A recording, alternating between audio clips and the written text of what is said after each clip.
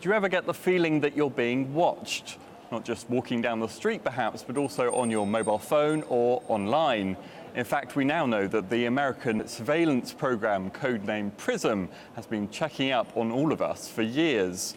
European data protection laws and people's fundamental rights may have been broken in the process, according to the EU.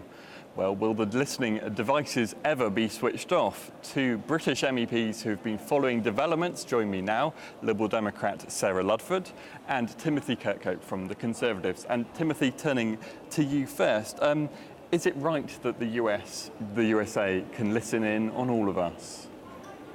Well, I think obviously with modern communications and technology, an awful lot of people can listen to the phone activities and other activities of others. And that isn't just an allegation about the United States security services. It is actually an allegation which could rightfully put to terrorists, major criminals and others who owe us no favors and won't do us any good.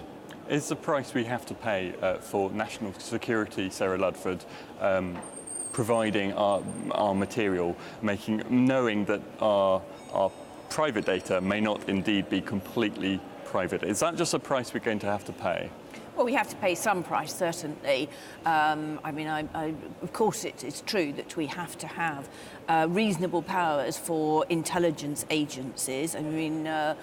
That there are weekly, if not daily, incidences of terrorism incidents around the world, and of course we must empower our secret services to be able to try and prevent them. The question is what is reasonable, and we have principles like necessity and proportionality in European human rights law about what it is appropriate for a democratic society to do. And what has been happening, of course, is a shift from sort of targeted surveillance to the collection of bulk data on everybody and without suspicion in order to try and find the needle in the haystack. And is that a move is that too far for you? Is that too much information gathering from your point of view? Well, I'm going to be a bit cautious, like Timothy, and say I want the facts established.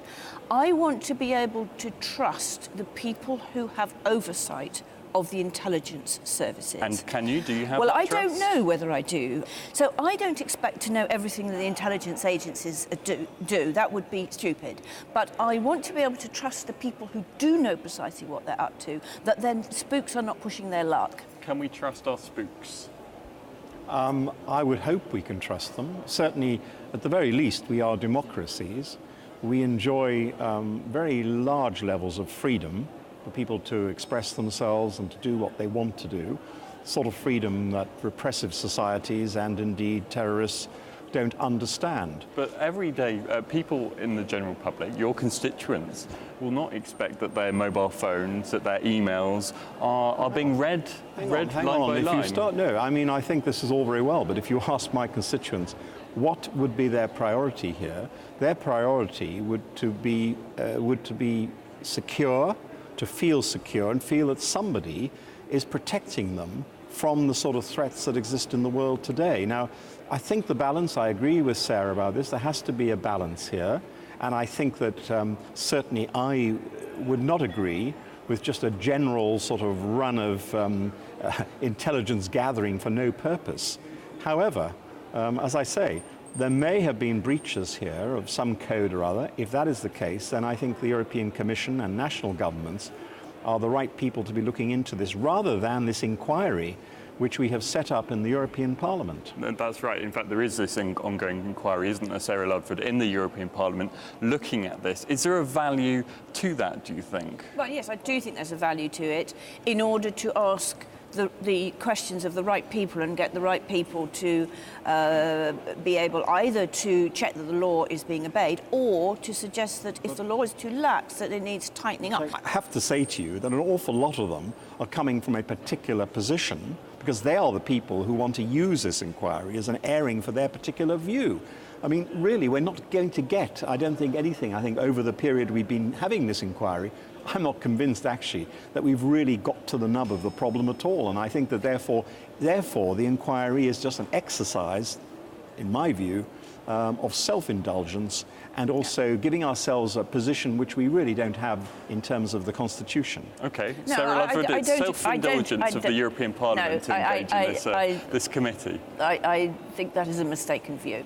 And You have to agree to disagree on that point, I think. No, we don't agree about that. But I mean, I think that it is very important that we seek to establish whether EU law, data protection law, and there are issues about the overseas transfer, including to the United States data, whether that is being observed, whether it's coming up against a clash with US jurisdiction, and then how we sort that out, and also whether the legal agreements we've made, particularly with the United States, like on transferring air passenger data, banking data and so on, whether they are being respected or whether there's a kind of backdoor access to the data which isn't regulated under the legal agreements. So there are a lot of questions. There are a lot of questions, and it's perfectly legitimate to ask them.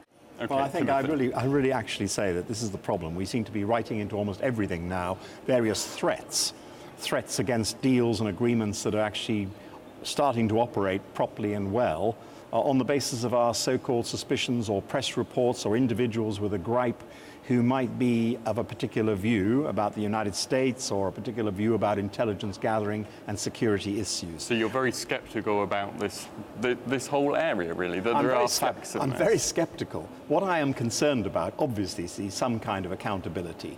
And I believe that there is, within our democracies, an accountability here. We need to pursue it through the correct channels, which is the Commission. But at the end of the day, security of people, their lives, their livelihoods, that is the paramount consideration.